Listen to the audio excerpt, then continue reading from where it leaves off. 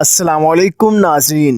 जब भी सऊदी अरब का नाम लिया जाता है तो हमारे जहन में सबसे पहले इस्लाम और ऑयल इंडस्ट्री ही आती है, क्योंकि सऊदी अरब इस्लाम का गढ़ है और दीन इस्लाम की शुरुआत इसी सरजमीन से हुई थी। और दूसरा ऑयल, जिसने आज सऊदी अरब को रेगिस्तानों से उठाकर आसमान की बुलंदियों तक पहुंचा दिया है। और आज सऊदी रॉयल फैमिली की नेटवर्थ 1.4 ट्रिलियन डॉलर है। बल्कि मोहम्मद बिन सलमान ने इस्लामी निज़ाम को मुकम्मल तौर पर ख़त्म कर रहा है और वेस्टर्न कल्चर को प्रमोट कर रहा है। लेकिन आखिर सऊदी अरब, जिसे इस्लाम का गढ़ समझा जाता है, वो ऐसा क्यों कर रहा है? तो आइए जानते हैं। मैं हूँ Haris and welcome to the bright way channel. क्योंकि सऊदी अरब के प्रिंस मोहम्मद बिन सलमान जानते हैं कि दुनिया अब सोलर पावर, ग्रीन एनर्जी और इलेक्ट्रिक कार की तरफ जा रही है, जिस वजह से अब फ्यूचर में दुनिया को ऑयल की जरूरत नहीं है। इस वजह से सऊदी गवर्नमेंट अब सऊदी अरब में टूरिज्म को प्रमोट कर रही है और सऊदी अरब अपनी इस्लामी शिनाख्त को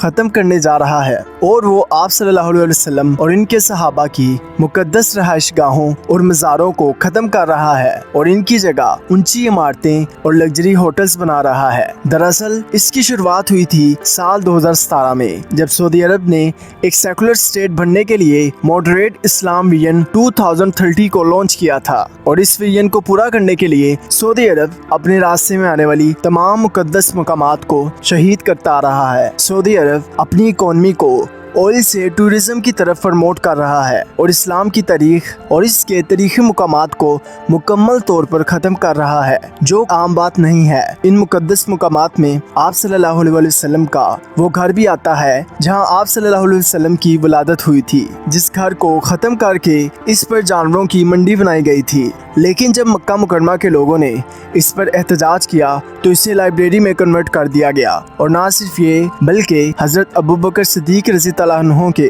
घर को भी गिराया गया और इसे एक लग्जरी होटल में तब्दील कर दिया गया, जो आप स्क्रीन में देख रहे हैं। और ना सिर्फ ये, बल्कि आप सल्लल्लाहु अलैहि वसल्लम की पहली जोजा हजरत खतीजा रज़ी अल्लाह अन्हा के घर को, जहां पर कुरान मजीद की बहुत सी आयात भी नाजिल हुई थी और आप सल्लल्लाहु अलैहि वसल्लम के बच्चों की पैदाइश भी इसी घर में हुई थी। ना सिर्फ इस घर को गिराया गया, बल्कि लम्हा फिक्रिया ये है कि इसे यात्रियों के लिए बैतुल खला में तब्दील कर दिया गया। आज सऊदी अरब में 90% इस्लामी तारीखी जगहों को मुकम्मल तौर पर ख़त्म कर दिया गया है। लेकिन अफसोस की बात यह है कि आज पूरे वर्ल्ड में 1.8 बिलियन से ज्यादा मुसलमान रहते हैं, लेकिन किसी ने भी इसके खिलाफ आवाज नहीं उठाई। कोई भी मुस्लिम कंट्री इसे रोकने के लिए सरगर्म नहीं हुई। और जहां पूरी दुनिया में मुस्लिम कंट्री फ्रांस के खिलाफ खड़ी थी, वहां सऊदी अरब फ्रांस के साथ अपने रिलेशन डेवलप कर रहा था। हमें इस बात से अब समझ जाना चाहिए कि मुसलमान को फ्रांसीसियों, हिंदुओं या यहूदियों से इतना खतरा नहीं है जितना मुसलमान को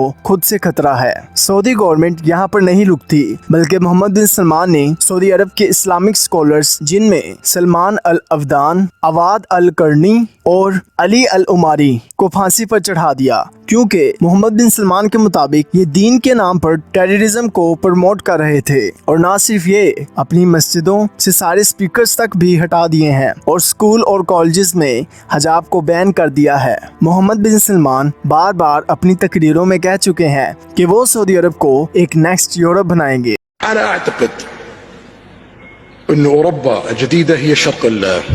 तो नाजरीन, आज मुसलमानों को सिर्फ एक ही चीज संभाल सकती है और वो है खिलाफत। आज 2023 में खिलाफत पर लगाई गई 100 साल की पाबंदी खत्म हो गई है। तो क्या एक बार फिर से तमाम मुसलमान खिलाफत के परचम के तले इकट्ठे हो पाएंगे? क्या आज के दौर में भी खिलाफत का क़याम मुमकिन है?